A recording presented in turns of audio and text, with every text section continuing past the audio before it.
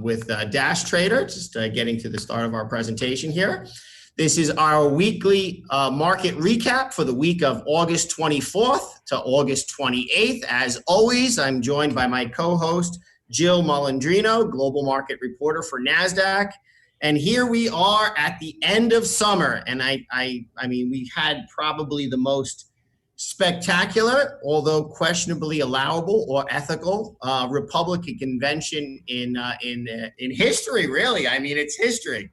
So, Jill, what are your thoughts on the Republican convention? That certainly was spectacular. I mean, it was right at the White House. So, yeah, it was certainly a spectacle, and certainly the thematics were different than what we saw from the DNC. I don't know if there's anything that came out of there that was necessarily market moving. I will say with the polls that I saw this morning, of course, polls take with a grain of salt. That Trump certainly did move up. His speech was I thought he performed well relative to some of the other speeches that he has made. So I don't know if the market took a guide from that. We're seeing an uptick in the numbers. I'm not sure it's necessarily predicated on what came out of the RNC. I would say certainly, with the Fed's announcement that it's certainly going to be as accommodative as it needs to be and adjust its inflation target, and the stimulus is going to be here for a while. Even though that was expected, I really think that knowing that more liquidity is going to go into the system probably had more of an impact than either one of the conventions did. I think another thing that we saw this week outside of that, and I know you and I have always been talking about the concentration of certain NASDAQ 100 names that have been leading the way higher. We actually did some technical work on this on my show, is that while you have the concentration of top 10 stocks, top 5 to 6 stocks, we started to see the breadth widen a bit this week, whether it was the NASDAQ 100 or the S&P 500 equal weight tech index, which is an interesting one to watch as well. You started to see participation in other names and that breadth widen there, which is a good sign for the market at any one time. Not getting the financials, not getting the energy space as much, but it wasn't necessarily that heavy concentration in those 5 or 6 names.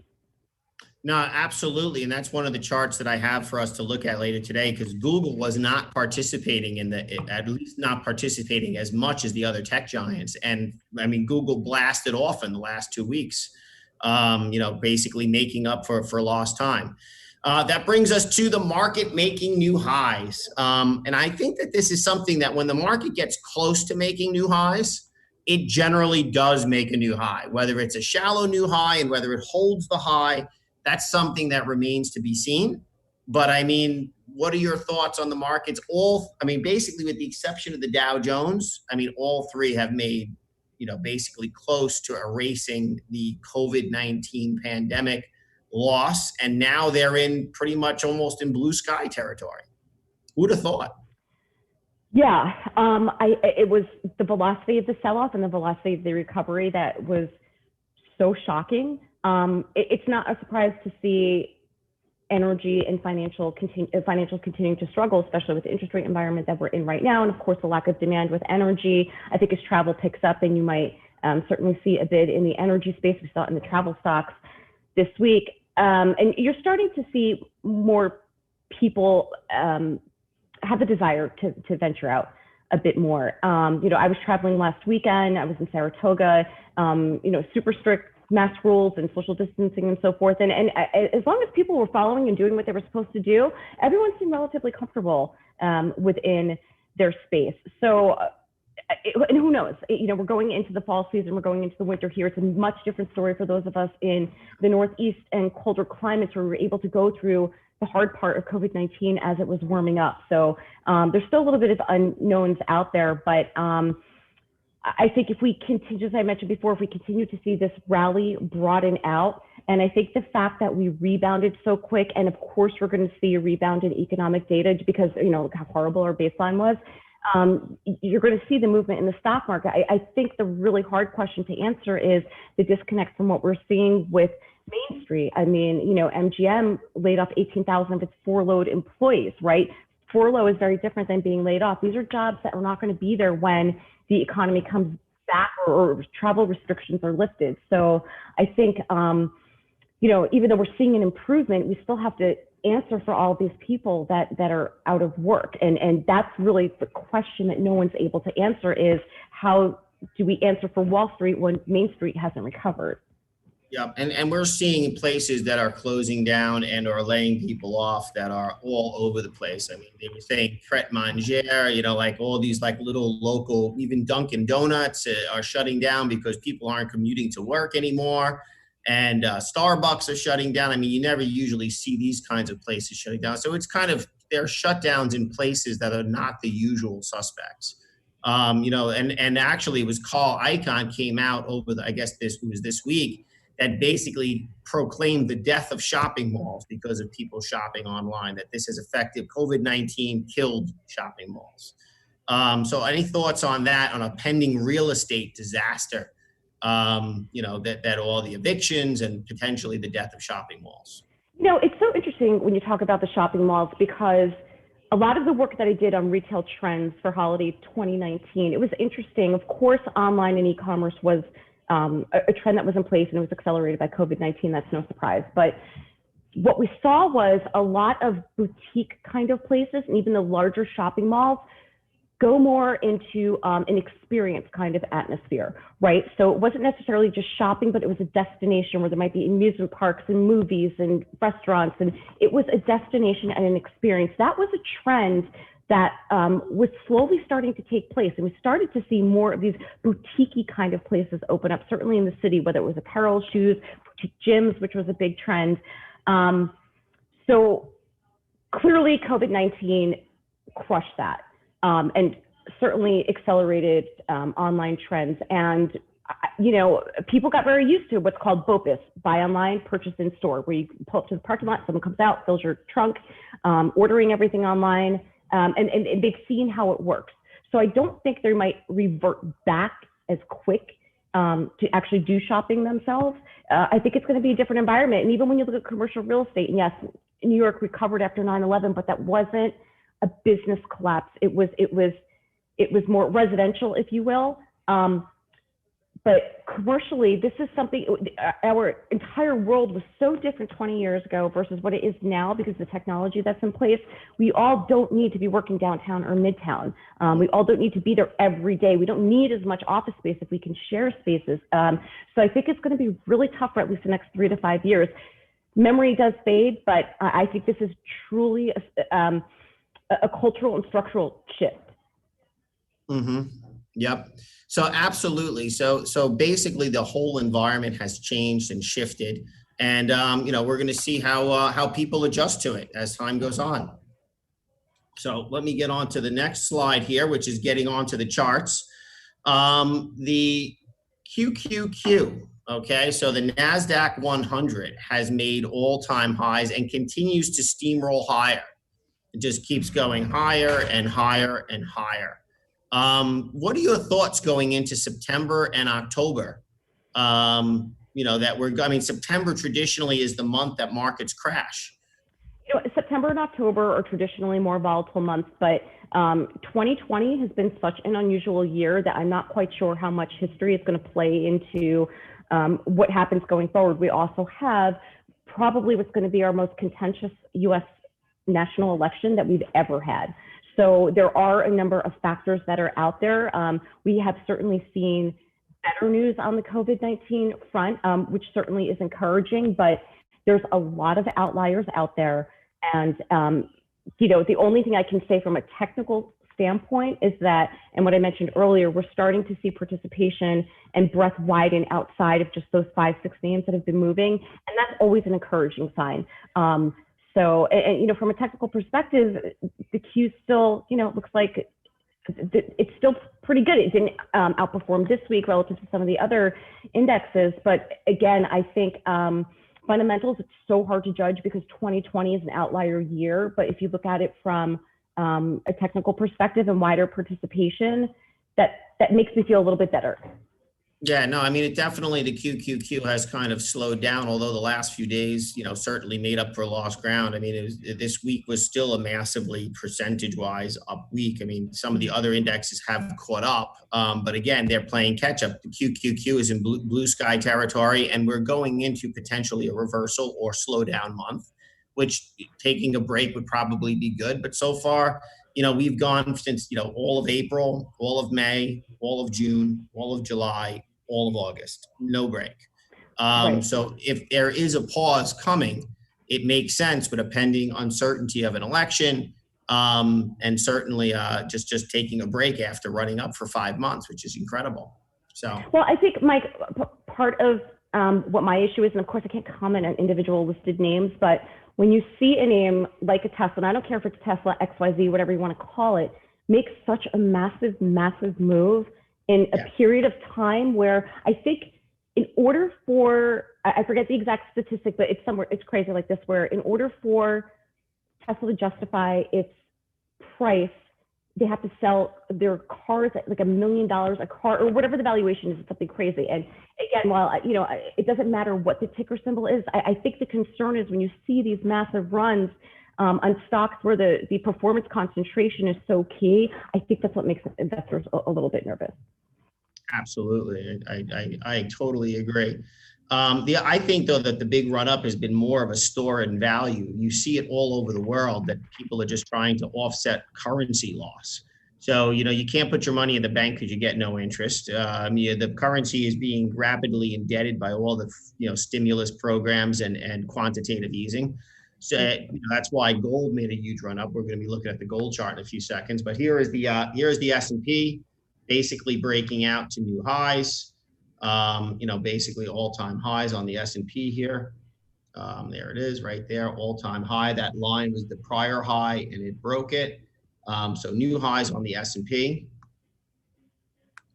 And the Dow's not quite at new highs, but certainly getting there. I mean, it's right at the brink here. I think at some point it's going to reverse. Maybe not reverse completely, but definitely take a break and pull back. And I think that both of those incidents would be healthy. The volume is certainly run out, although we did get to see a pickup in green buy volume towards the end as people are kind of like throwing in the towel, saying, there's been a lot of stories out there saying that the bears on Wall Street are dead. I mean, that after 5 straight months of upward move, that this move has killed the bears. Any thoughts on that? Well, you know what? Whether you're a bull or a bear, someone's going to be right at some point. But I think, as a longer term investor, it all depends on your time frame, right? So Yeah. if you were to have pulled your money out, right, when we saw this massive sell off in March and you didn't put it back in, so you sold at the low and you missed this massive run up, which takes years to sometimes happen. So it really all does depend on your time frame. So, let's say you've had all your money in these heavy technology names, you take it out, you've made your money, then you put it into what you think is value in the energy financial space and you make your money there. Well, it's more of a trader, right? But longer term, if you were to, this happened in, what was it, when Trump got elected in 2016, if you missed that there, if you missed what happened, the dip in February 2018, these are a blip on the radar if you're looking at a month versus over a 10-year period.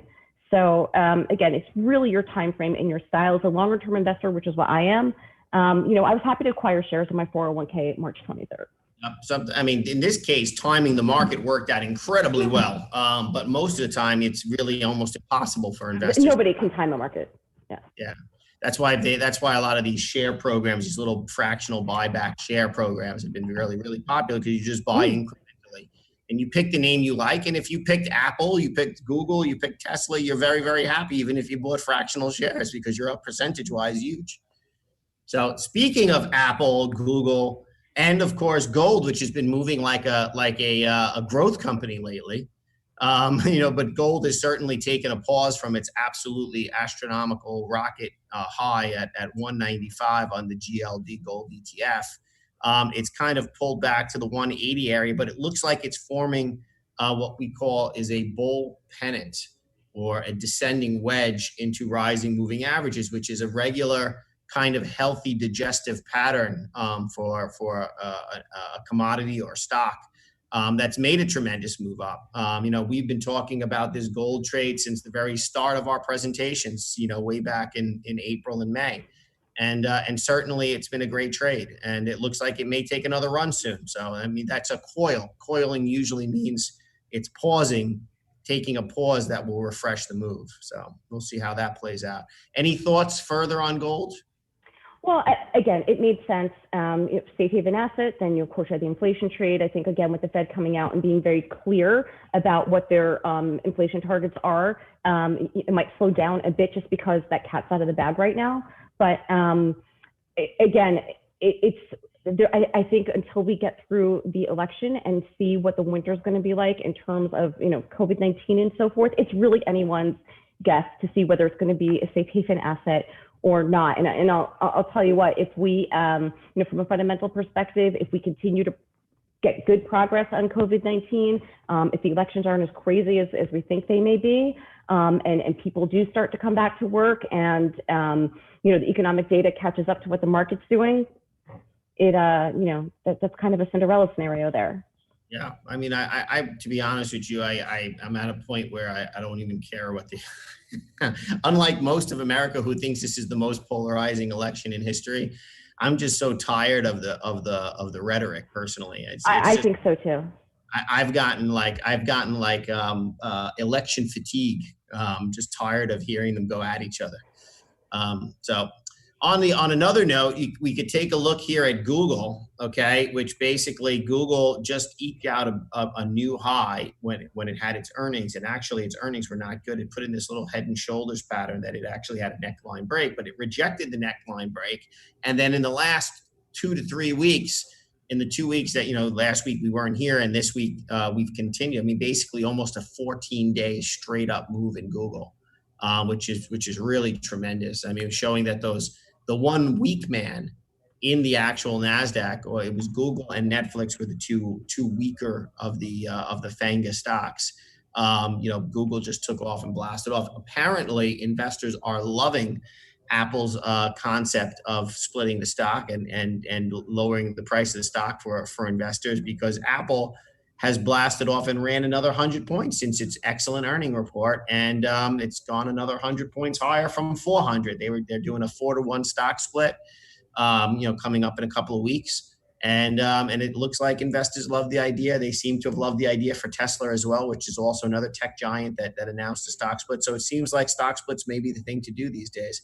And I think that the thing that investors like is that you buy one share now, but then you're going to get $4 of appreciation for each point that goes up after it, even though there's technically no change in the valuation of the company. I think people just like the idea that they're going to buy one Apple now and they're going to get 4 in a month or something, and they'll be able to have more shares. So your thoughts on that, Joe?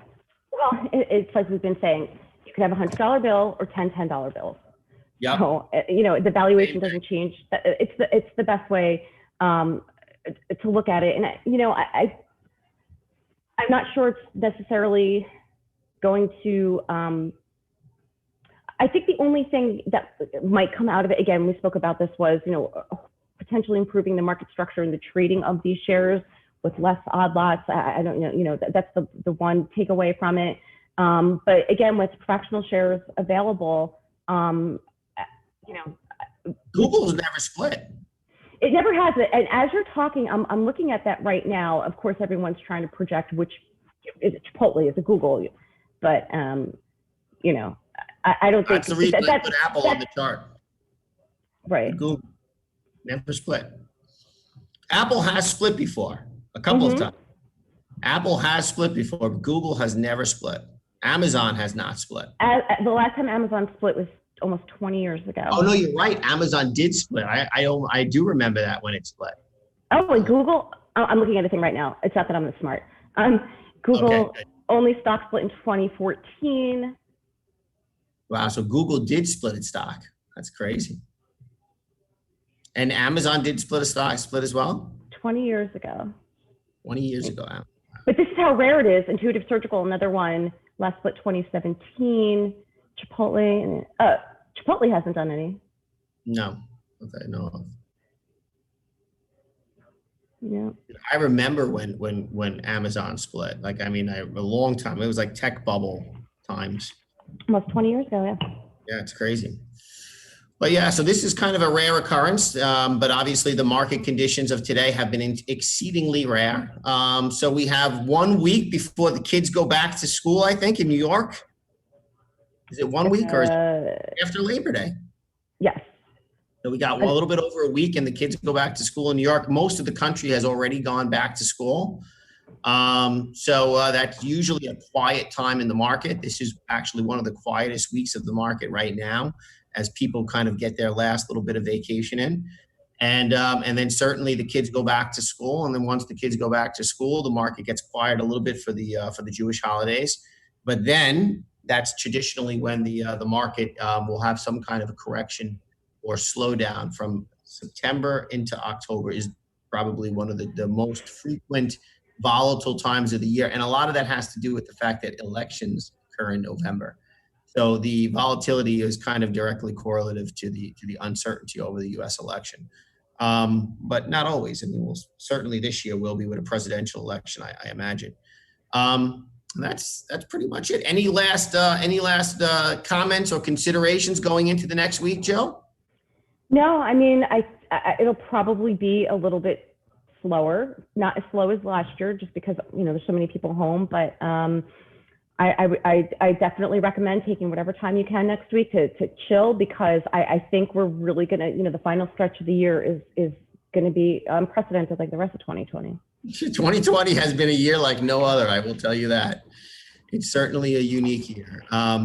So on that note, our next newsletter will be available in just a couple of days. If you do not receive emails from DAS, you can certainly go to our webpage at www.dastrader.com, and you can sign up for our newsletter as well as other important updates. You should also go to the DAS Trader Pro channel, where you'll be able to check out some of our educational videos. I'm actually going to be doing a series of educational videos starting in the next couple of weeks that are going to be focused on options trading, just the basics of options at first, buying a put, buying a call, then going into using DAS to trade options into things that are very, very complex, like doing calendars and diagonals and all kinds of other options and what they are and how you can use the DAS software to trade those. Certainly you can subscribe to our YouTube channel, DAS Trader TV. You should certainly have already subscribed to all of our different social media links. You can see us on LinkedIn, on Twitter, on Facebook, and on Instagram. And that's pretty much all she wrote for today. Jill, as always, you are my favorite person to see at the end of a long week, because that means that the weekend is here. And like you said, we should all relax and kind of chill out and decompress, as the end of the summer is also coming, and before we get back to started with the work year. So thank you so much for being here as always, and I hope you have a wonderful weekend. All right. Thanks so much, guys. Take care. All right. Bye-bye, Jill. Have a great weekend. Bye. Bye, everybody. Thank you for joining us.